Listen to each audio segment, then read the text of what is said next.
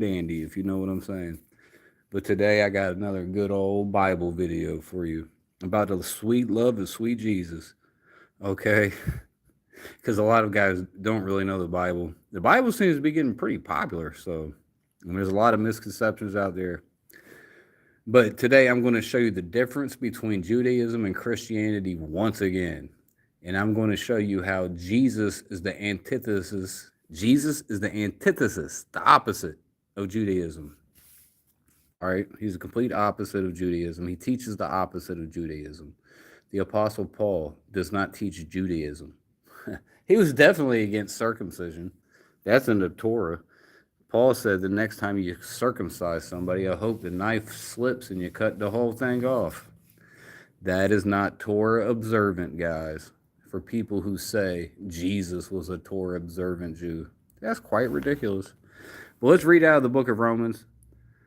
Book of Romans, chapter 12, verse 14. It says, bless them which persecute you, bless and curse not. Bless them which persecute you, bless and curse not. Now, why does it say that? People think, well, you're just supposed to bless people. Why does it say what it says? There's a reason it says that. It's in response to the Torah in Judaism. That's why a lot of you guys don't really understand Judaism at all. You haven't the slightest clue what Judaism is about. Judaism rests upon the pillar,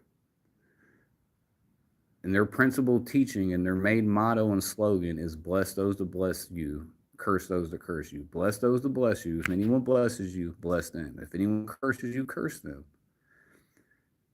But Jesus teaches the opposite. He says, bless. Jesus says, bless those that curse you. Jews say, curse those that curse you. Jesus says, bless those that curse you. Opposite. Romans 12 and 14. Bless them which persecute. I can't talk. Bless them which persecute you.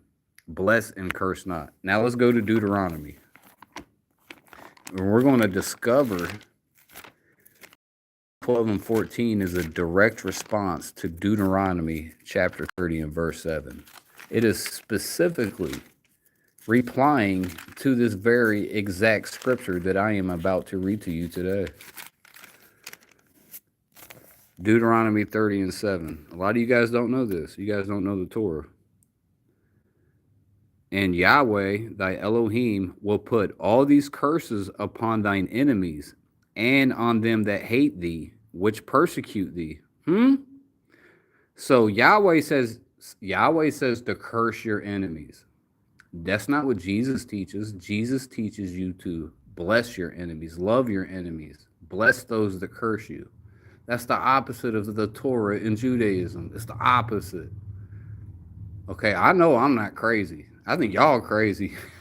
It's like if you can't see this, it's just like telling the difference between a square and a triangle. I mean, it's like seriously, what are we doing here? It's totally different. It's not the same shape. It's not the same shape. Okay, Yahweh is not the same shape and the same form as Jesus. Two totally different forms, two totally different shapes. They do not even rhyme. If Yahweh and Jesus were words, they do not rhyme. Okay? And Yahweh thy Elohim will put all these curses upon thine enemies and on them which hate thee and which persecute thee. And go back to Romans. And this is going to be a quick video. I got work I got to do. I was just in the spirit. The spirit was whispering in my ear. He said, boy, I think you need to make one more video. You got to do one more. I was like, all right, we're going to do one more. That was actually me talking to myself. God never came to talk to me, guys. Uh-oh, what happened here? All right, Romans 12 and 14. Bless them which persecute you. So the book of Romans says, bless those that persecute you. But we just read in Deuteronomy 30 and 7, it says to curse those that persecute you. It clearly says to curse those that persecute you. You need to go back to it again? We need to go back again? I got there pretty quick, bro. I didn't even keep a marker. I used to do Bible drills. I was in the Southern Baptist Church.